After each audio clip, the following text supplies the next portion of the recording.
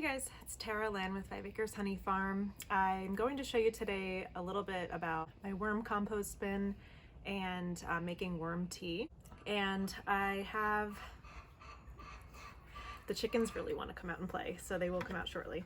I have here a paint strainer bag. I just bought a pack. I generally reuse these, and I rinse them out with a hose after I'm done making the compost tea, and then just throw them through the wash. And last year, I don't know what I did. I remember thinking, I'll put these away in a safe place. And so they're safe somewhere, but I cannot find them. So I bought a new pack, a 2-pack, so that way I can kind of rotate if I forget to wash it sometime. And what I do is I've got a 5-gallon bucket. I take the paint strainer bag and just kind of put it around the edges here, so that way it's all covered, and it makes it easy to just get the worm compost in here. And I also add some sea kelp, and I'll show you the kind that I use, and I add some molasses. And there are plenty of videos out there, plenty of blog posts, plenty of other articles and instruction on how to make worm tea. I'm just going to show you what I do and how I apply it in my garden. All right, so this is my worm bin, and I just got it out on our deck, and I'll show you the inside in a moment. I have had an issue with drain flies in here, and it hasn't been so much of an issue that I've needed to remedy it. It's pretty minimal. But what I do is I will put in here, let me show you. Like over here, I just added this earlier this week. I put in a bunch of fruit and veggie scraps and a ton of like toilet paper rolls and paper towel rolls. And then what I do is I cover this up. So I'll just like take some from the corners and just bury it. And then over here, this is the finished compost. And what I end up doing is I take maybe like 2 cups over here, and it's gonna be about a few handfuls. And I'll be putting that in the bucket. And then in about a month, and I know some people will feed their worm bins like every week, but I find that they are pretty low maintenance. And so I feed them once a month. And in the winter, it was like maybe every 2 months, or every other. So not really high maintenance at all.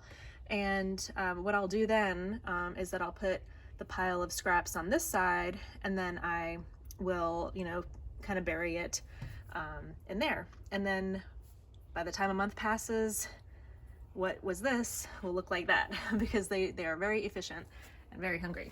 So let me get this in the bucket. And I don't mind getting my hands dirty. And like this is all done, and there might be like a few little worms in here, but I don't really care if a few get in here. I try to keep most of them in there. But you can apply this directly onto your garden. You can plant directly into it if you're filling pots, but I like to just spread the wealth a bit, especially considering it's known as black gold. And there are still some like little pieces of like eggshell and stuff that haven't broken down, but I don't mind if that goes in here. And yeah, it's pretty good consistency. All right, I've got my worm compost in the bucket, and now I'm going to take you down into my basement where we can add some water to this and get the aeration hooked up, and I'll show you how that works. All right, I've got the bucket set up, and I filled it almost all the way with water, and then what I did was I put a few tablespoons of molasses into a little mug of water and mixed it together. It just makes it easier to have it blend all together. And I'm just pouring that in, and the molasses provides some sustenance for the beneficial bacteria that are in the worm compost. Will be hidden around in there. And this is the aeration system that I use. It's by T-Lab, and I'll put a link to it below.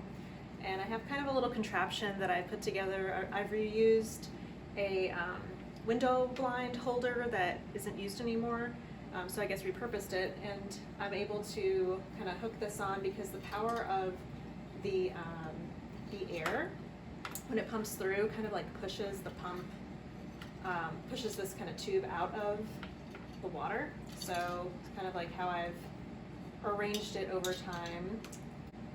This kind of helps keep it stationary. And then I put a book that we don't really care about too much over here, an old college textbook. And that kind of keeps it in place. And the idea is that the compost bag, of the worm compost, doesn't touch the sides, and it kind of just stays suspended in there, and that allows the aeration to really do the job that it needs to do. I'm gonna plug in the air pump and show you how this will be sitting for the next 24 hours. So my air pump is plugged in and it's coming out right here, and this is how I connect it. Pretty simple. And now the worm tea is bubbling. So I've got the pump going, and as you can see, the pressure kind of pushes it out of the bucket a little bit. So I'm going to put one of these textbooks right on top in a second. And I got a lot of slack line in the air hose, so it'll be really easy to just trim it. And then I have got the splitter here so I can set up other buckets. And this is the air pump. So it's going to sit for about 24 hours. And if you let it go a little bit longer than that, it's not so much of a problem. But if you let it go like 2 days, you run the risk of having like not so beneficial bacteria take over. And if you just run it less, then it's still going to be, you know, beneficial for your plants. And we'll come back in 24 hours and take a look at it. Okay, it's 24 hours later. So what I'm going to do is I'm going to turn off the pump temporarily, and I'm going to dump about half of this bucket into the watering can, and then just go out and very simply pour it right into the garden at the plants. And it's pretty straightforward. I got about a little more than half of the bucket into the watering can, and I just hooked up the the air pump. I just hooked the air pump up again because you really start to lose the beneficial bacteria very quickly when they don't have that oxygenation. So I'm gonna let this hang out here while I go water the garden really quick. And then when I get back, I'm gonna use this to water my seedlings over here. Yes, this is just as simple as it looks. It's just a standard watering can that I filled with worm tea, and I just go around and water all the plants. Nice and relaxing. So I just poured in, and how I bottom water is like a lot of people do when they're seed starting, is I just fill up till it's about halfway. So I just put in the worm tea and it's about halfway, and then I'm using seed blocks this year for most of my seedlings.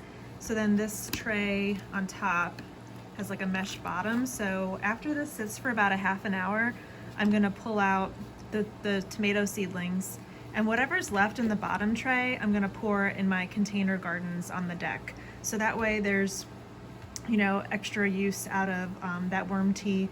And it's better than just, you know, pouring it down the drain or pouring it outside on something that, you know, I'm not really cultivating. All the extra worm tea that I had left over after getting the seedling set up, I have in the watering can. I'm gonna go back over to the garden and use it up on the rest of the plants there.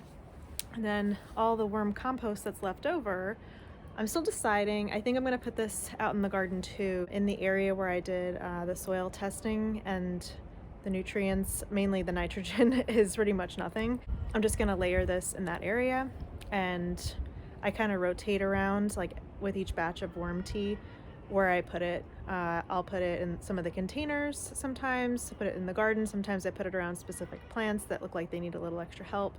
So it's just another way of keeping it going. Just finished everything out in the garden, and it's really windy. There's actually tornado warnings for yesterday and a little bit today, but not as bad as what we were expecting.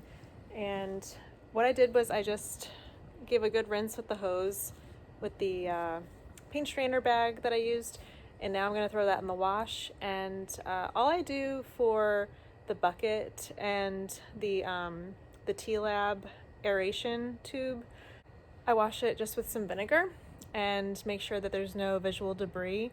And you're not really supposed to use soaps, because if it does leave a residue, then when you make your worm tea, it's essentially, there's the risk that you're just killing the bacteria you're trying to grow.